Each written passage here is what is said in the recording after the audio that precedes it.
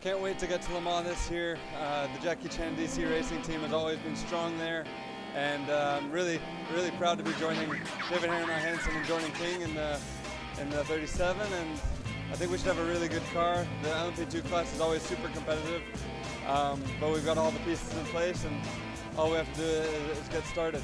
Le Mans is such a complex event, as you know, as all sports car races are. But Le Mans is such a tough one, and being that it's on city streets, you never get to test there. The race weekend goes in so many different ways that the track conditions are always changing. You get very limited laps with how long the track is.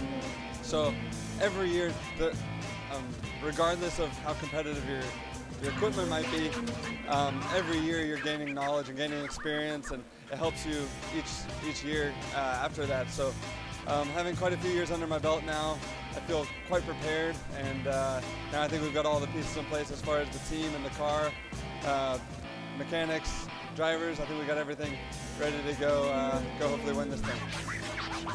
Le Mans is a massive event, and I think any driver in the world, if you win the race, regardless of which class you win it in, it goes right at the top of your resume. And to be able to come back to America, there's a number of American drivers going, but to be able to come back to America with a trophy would be an absolute honor, and it's always a sense of pride going on 4th of July weekend in Watkins Glen to come home after representing the country over in France.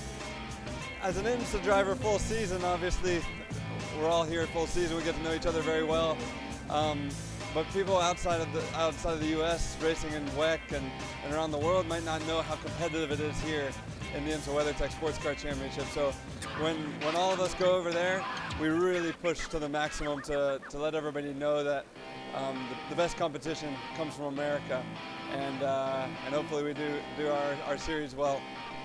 The LMP2 class at Le Mans is always very competitive, and there's a lot of very good cars.